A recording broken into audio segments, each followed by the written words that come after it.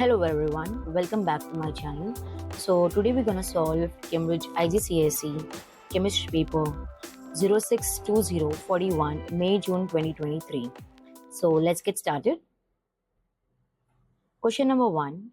Some symbol, equation and word equations A to J are shown. So we have all the symbols which has been showing to us as word equation. Give the letter A to J for the equation that represents. A neutralization reaction will take place when acid or base reacts to form salt and water. Okay, so we can have base or we can have alkali. So over here, as we can see, B, which is given to us as acid, as H plus, and over here OH as base, and gives us water. So the final answer is B. A precipitation reaction. So in precipitation reaction, we know that iron plus hydroxide will give me iron hydroxide, which is in a form of PPT, which gives us reddish brown PPT. So the answer is A.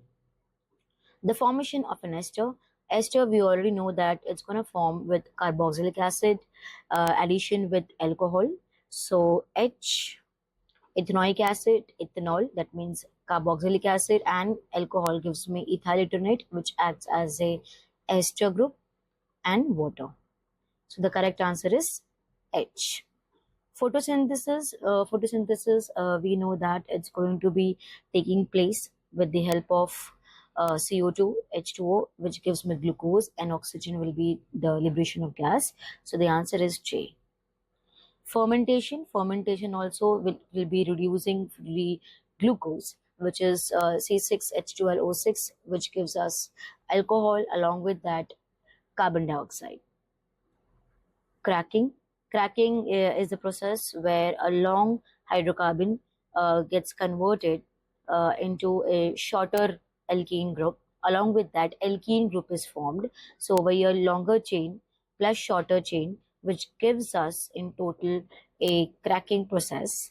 So over here, option we can see from here, C12H26 carbon 12, and it has been reduced to C4, which is an alkene group, and this is an alkene group.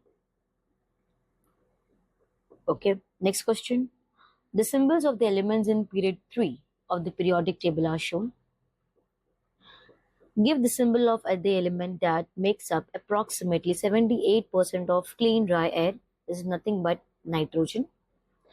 Contains atoms with only 3 electrons in outermost shell. So outermost shell consisting of 3 electrons, which you can say boron. The reason being because it gives us 2,3. So in the outermost shell you get 3 electrons. Contains atoms with only 9 protons. So 9 protons is nothing but the fluorine, which is F. Exists as graphite. Graphite always exists in carbon, so carbon is the answer, C. Is an alkali metal. So alkali metal is nothing but lithium. So it consists of group number 1. So all the alkali metal will be consisting of group number 1. Only has an oxidation number of 0. So nothing but the neon. Boron has 2 isotopes. State the meaning of the term isotope. So you will get marks to a particular statement. Atoms of the same element with the same number of protons. For that reason, you will get 1 mark. But different number of neutrons. So showing the different number of neutrons will give you another mark, which gives you total 2 marks. Second, table 2.1 shows the relative masses of the percentage abundances of the 2 isotopes of boron. So over here we have got relative mass of isotope, which is 10 and 12. Calculate the relative atomic mass of boron. So for that reason, we will write relative atomic mass. So we'll take relative mass of isotope times the percentage abundance of isotope with this both the isotope and divide by 100, which gives us 10.8 is the final answer. Okay. Next, this question is about ionic and covalent compounds. Sodium reacts with oxygen to form the ionic compound sodium oxide. The electronic configuration of an atom of sodium and atom of oxygen are shown. So we need to show ions are formed by transfer of electrons from sodium atoms to the oxygen atom. So as you all know that sodium will lose electron. So if you know sodium is having 2 8 comma 1 as electronic configuration, so it will lose the electron, this is sodium, and it will convert into Na plus, which gives me 2 comma 8. So we need to make the diagram for 2 comma 8 for the higher outermost shell. So outermost shell we are going to represent Na as cross. Already one for the inner shell they have already given to us, which is 2 electrons. For the outer shell we have to complete the diagram, and we're going to use cross for sodium. So we need to make sure that we write key for sodium is nothing but X, and for the oxygen we are taking as dot. Now oxide will what? Now 2 comma 6, it requires 2 electrons. That means 2 electrons will be accepted. So over here what will happen? We'll get 2 electrons from the sodium. So over here we'll write, we have to represent the charge. So we'll write 2 crosses and then we'll write 2 minus, because it has gained 2 electrons. Next, write the formula of sodium oxide. So as you all know, sodium is nothing but sodium is plus 1 and oxygen is 2 minus. So once you exchange the charges, you will get Na2 and O. So sodium oxide formula is Na2O. Carbon dioxide is a covalent compound. Complete the dot and cross diagram to show the electronic configuration in a molecule of carbon dioxide. So over here we're gonna show about the oxygen. We're gonna take as dot, while for carbon we're gonna take as cross. So for oxygen we're gonna have 2 comma 6, so we have to show the outermost electron, and for the carbon we're gonna show 2 comma 4, which is going to be 4 electrons in the outermost shell. Okay, so as you can see, for carbon we're gonna show cross 1 2 3 4 electrons in outermost shell of carbon, and for the oxygen 2 will be the lone pair and 2 will be combining with the carbon to equalize the valency, okay, the overlap. So in both the scenario we need to show the non-bonding and bonding electrons. The melting points of sodium oxide and carbon dioxide have been shown. Explain in terms of bonding why sodium oxide has a high melting point. So as you can see that sodium oxide is an ionic bond, and it will carry charges as positive ions and negative ions, and because of this they're going to have strong intermolecular force of attraction. So strong attraction has been observed, and because of that we're going to have strong bonds. Second, carbon dioxide has a low melting point. State the general term for the weak forces that cause carbon dioxide to have a low melting point, and we need to generalize the term, which is nothing but a weak forces, and we say that weak forces as intermolecular forces. That's a general term. Next question, 4. Oxygen is produced by the decomposition of aqueous hydrogen peroxide. Manganese peroxide is a catalyst for this reaction. State the meaning of the term catalyst. Increase the rate of reaction, which also you can say speeds up the reaction. That will get 1 mark. Unchanged at the end of the reaction, that will get the 2 marks. So in total 2 marks for the catalyst. A student adds powdered manganese oxide to aqueous hydrogen peroxide in a conical flask. The mass of the conical flask and it contains is measured at regular time interval. The mass decreases as time increases. So the most important thing, the mass is decreasing. So we know that the most important thing why the mass is decreasing, because over here it has been caught in, which has been plugged, so that the gas which has been produced, the gas, which gas over here, hydrogen peroxide, once it reacts, it will liberate it as water and oxygen. So as long as oxygen is releasing, the mass gets reduced. State why the mass of the conical flask and its content decreases as the time increases. So oxygen escapes from the flask or apparatus, that you can write. The rate of the reaction is highest at the start of the reaction. The rate decreases and eventually becomes 0. Explain why the rate of reaction is highest at the start of the reaction. So first thing, we should know that the concentration of hydrogen peroxide is the highest. Okay, and because of that there will be more collision frequency.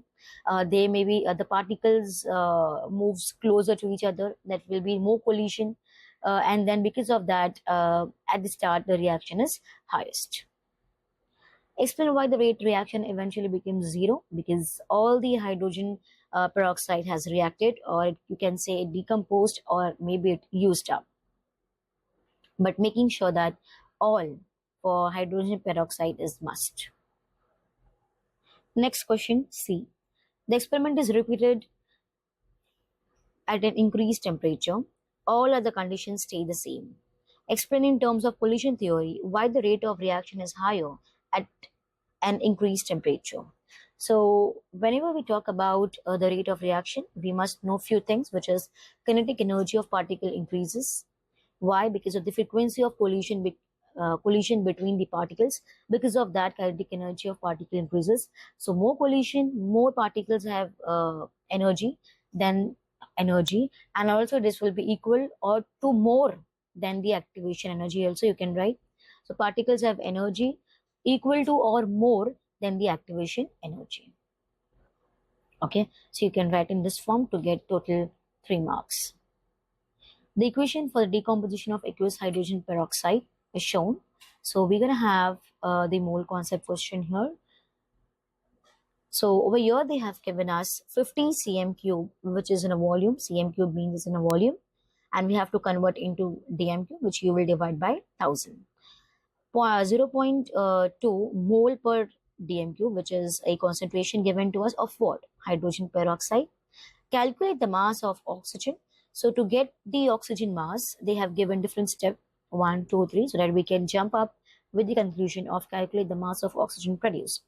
So first question they have asked, calculate the number of moles of hydrogen peroxide used. So we know that the number of moles in terms of finding out the concentration and volume. So we write N is equal to C multiplied by V. C gives me concentration, V gives me volume. So concentration of hydrogen peroxide and volume of hydrogen peroxide is already given to us.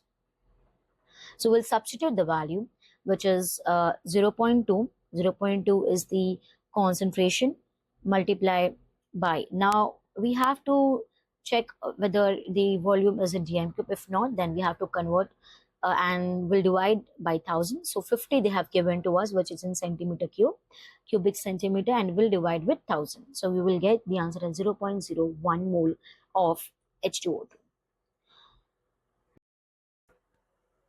Next, determine the number of moles of oxygen produced. So over here, we must know about the mole ratio. So over here, if you would see, hydrogen peroxide is having 2 mole, and over here, oxygen is having 1. So we can make out with the mole ratio, which is 2:1, which gives me 2, which coming from the H2O2 mole. So for H2O2, we're going to have 0.01. With the oxygen, we're going to have X, because we do not know the value, we need to find it out. So we use a unitary method to solve this and get the answer as 0.005 mole of oxygen produced. Calculate the mass of oxygen produced. So now we got the mole of oxygen, we also have the MR, and we can find out mole. So finding out the MR is already quite easy. We can get it from the periodic table. So over here, O is nothing but 16. So there are total 2 oxygens, 16 multiplied by 2, which gives me 32. So directly we can write, so number of moles equals to mass upon molar mass. Mass, we need to find it out, and number of moles we have already got here, which is 0.05 multiplied by MR, which gives me 0.16 gram of oxygen. And in total we get 3 marks. State the effect on the mass of oxygen produced if the mass of powdered manganese oxide catalyst is increased. So over here, there will be no effect will be shown, because for the mass, there is nothing to deal with catalyst and the mass. So even though we increase the catalyst, there will be no reaction, or I would say no effect on mass. Oxygen can also be produced by the decomposition of mercury oxide. The only product of this decomposition are mercury and oxygen. Write a symbol equation for this decomposition. So we're going to have mercury oxide They have given us the formula as well, HgO, and they form as mercury and oxide. And then we can balance it. So first completing the equation and then balancing the reaction, which gives you 2 marks. Question 5. This question is about electricity and chemical reaction. The electrolysis of concentrated aqueous potassium bromide using graphite electrodes. Now we are going to use graphite electrodes. That means it is inert. It's not going to react. Now let's see hydrogen at cathode and bromine at anode. So first thing, we must know why hydrogen at cathode, because as you all know that potassium is more reactive than hydrogen, and whomsoever is coming above the potassium, which is potassium, sodium, and so on, these will not be done or may be discharged at the cathode.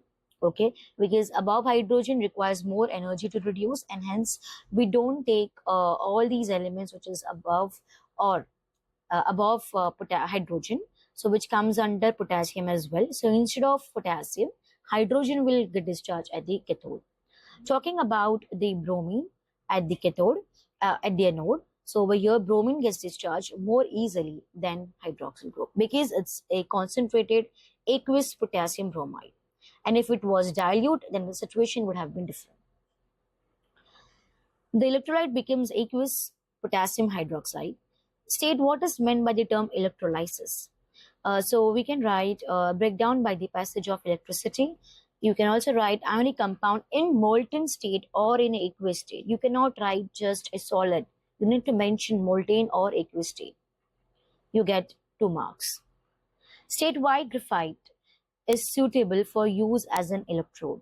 So graphite is inert and conducts electricity. So that also you can write.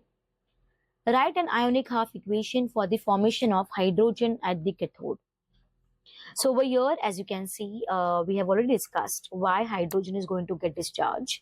That because hydrogen is actually lower than the potassium, and that's the reason we use hydrogen at the cathode. And for the cathode, we already know that reduction will take place, which is a gain of electron. So we need to mention gain of electrons like this. That means hydrogen gain 2 electron to form hydrogen gas. So for writing the equation and for balancing the equation, you get 2 marks. Name the type of particle responsible for the transfer of charge in the conducting wires. So type of particles they have mentioned. So who is responsible? So who is nothing but the electrons are responsible. Name the type of particle responsible for the transfer of charge in aqueous potassium bromide. So type of particle responsible, these are nothing but the ions. Next question. State the names of the products formed when electricity is passed through dilute aqueous potassium bromide using graphite electrodes. So over here in the previous one we have seen it was concentrated aqueous potassium bromide. Now we are using dilute aqueous potassium bromide. So over here who's going to get discharged? Not bromide but hydroxyl ion. So over here at anode oxygen will get released, and at the cathode hydrogen will get released. Next question. Bauxite is an ore containing aluminium. Aluminium is extracted by electrolysis of purified bauxite in molten cryolite using carbon electrodes. Name the aluminium compound as purified bauxite, which is nothing but aluminium oxide. State a reason why cryolite is used in the electrolysis. So you can add any two reasons. So it dissolves the aluminium oxide. Next, lowers the temperature, increases the conductivity of aluminium oxide. So total you'll get 2 marks. The anode is made from carbon. Explain why the carbon anode has to be replaced regularly, because carbon reacts with oxygen and forms CO2. Because graphite is present, graphite is nothing but the carbon, and oxygen reacts with carbon to form a CO2, and because of that the anode size will decrease, and because of that as well we have to replace anode time to time. Hydrogen oxygen fuel cells can be used to produce electricity in vehicles.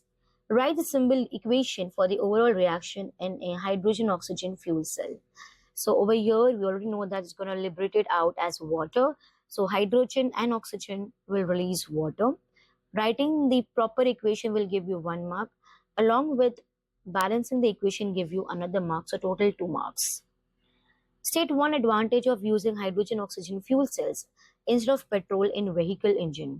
So over here, this is an advantage where no carbon dioxide gas is evolved and it is more efficient. So this total gives you 16 marks. Next question. Question 6. This question is about sulfur and compounds of sulfur. Sulfur is converted into sulfuric acid, and this is nothing but the contact process. The process involves 4 stages where molten sulfur is converted to sulfur dioxide, because sulfur will react with oxygen to give sulfur dioxide, and this sulfur dioxide again reacts with oxygen to give sulfur trioxide, and then sulfur trioxide combines with concentrated sulfuric acid, which is H2SO4, to give oleum, which is H2SO7. Oleum reacts to form concentrated sulfuric acid. So over here, we're going to balance the equation. So I have done it for you. So this is going to be balanced equation. For writing the proper balanced equation, you will get 1 mark. Name iron oxide, included the oxidation number. So over here, we need to show the name of Fe2O3. So it's going to be iron 3 oxide, because over here 3 is given to us. If it was 2, then we would have written iron 2 oxide. But over here, it's given as 3, so we will write with Roman number iron 3 oxide. The equation for stage 2 is shown. So over here, we're going to have the reaction. The forward reaction is exothermic. The reaction is carried out at a temperature of 450 degrees Celsius and a pressure of 2 atm. Using explanation that do not involve cost. Explain why a temperature greater than 450 degrees Celsius is not used. So we know that forward reaction is exothermic, and because of that, increasing the temperature, as we increase the temperature, the equilibrium will try to oppose and equilibrium will shift towards backward. And because of that, the decrease in the production of SO3 will decrease. So decrease the yield of SO3. And that's the reason we use, we actually don't use 450 degree, more than 450 degrees Celsius. Explain why a pressure lower than 2 atm is not used. So as soon as the pressure decreases, the rate of reaction will decrease, and because of that, the yield of the SO3 will also decrease.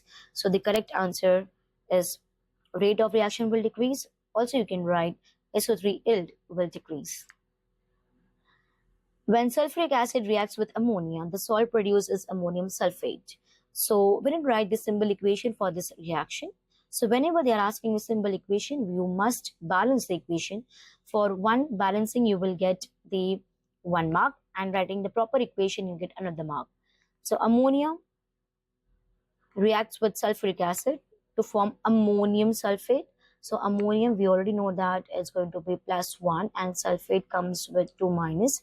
Once you exchange the charges, so you get as NH4 to SO4. So correct formula is must. And then balance the equation. Lead 2 sulfate is an insoluble salt. Lead 2 sulfate can be made from aqueous ammonium sulfate using a PPT, which is precipitation reaction. Name a solution that can be made to aqueous ammonium sulfate to produce a precipitate of lead 2 sulfate. So we need to add the name of the solution. Okay, so that is nothing but lead nitrate, because all nitrates are soluble. So we can use lead nitrate. Write an ionic equation for this precipitation reaction. Include state symbol. So over here, for the ionic equation, we need to add only the ions which have been included in the precipitation reaction. So because of lead sulfate, we are going to get as lead, which is 2 plus. It is an aqueous state. Sulfate 2 minus, which is again the aqueous state, which gives me lead sulfate, which is a precipitate reaction, which gives as solid. So giving the proper charges, you will get 1 mark. Writing the proper formula, you will get another mark. And writing the state symbol, you get another mark, which gives you 3 marks in total. The precipitate of lead to sulfate forms in an aqueous solution. Describe how pure lead to sulfate can be obtained from the mixture. So first you're gonna filter the mixture, then you have to wash with distilled water. You wash the residue with the distilled water, add deionized water, and then we can dry. You can use drying method with the use of filter paper, and you get 3 marks. 7th question. This equation is about organic compounds. Butane reacts with chlorine in photochemical reaction. So your reaction is given to us. State the meaning of the term photochemical. Photochemical means with the help of light. So we required ultraviolet light to proceed. So over here, meaning of photochemical is nothing but the need of ultraviolet light. An organic compound with the formulae C4H9Cl is formed when one molecule of butane reacts with one molecule of chlorine. So over here, we need to form a display formula of 2 possible structural isomers. So we're going to have same molecular formula but different structural formula, which is called as structural isomers, with the formula of C4H9. Make sure that your carbon contains C4H9 and Cl. So in both the scenario, we're going to get 2 possible isomers. So first isomer is this. So we can write a 1, 2, 3, 4. So 4 carbon along with the hydrogen, but one hydrogen, instead of one hydrogen, you will write chlorine. You can change the position of the chlorine. So for this one, this will be 2 chlorobutane, and this one would be 1 chloro because it is attached to first carbon atom. So 1 chlorobutane. For this one it is attached to second carbon. This will be 2 chlorobutane. So these are the 2 possible structural isomers for this compound. Next question. B. The structure of compound A is shown. Deduce the molecular formula of a compound A. So for that reason, they are asking you about the molecular formula. If they are asking you the empirical formula, then it will be a different one. But over here, we need to see whether they are going to ask molecular formula or empirical formula.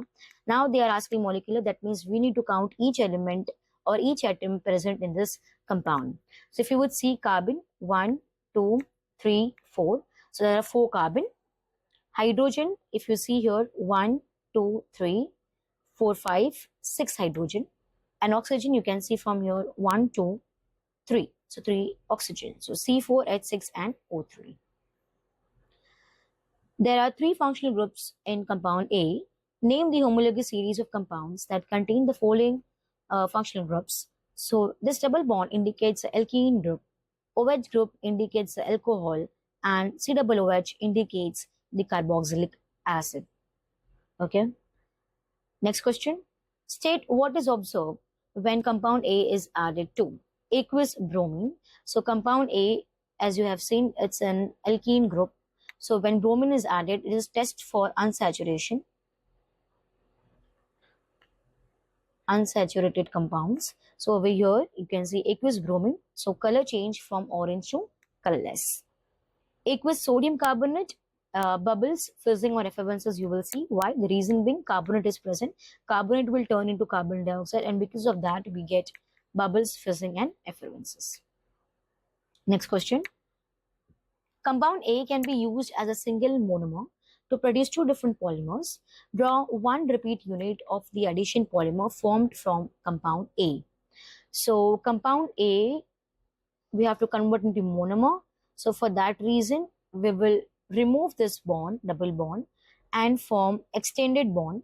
We have to show the open bond, okay, and that will form as 1 repeat unit of polymer, and everything remains the same. This will give you 2 marks. Compound A can be converted into dicarboxylic acid.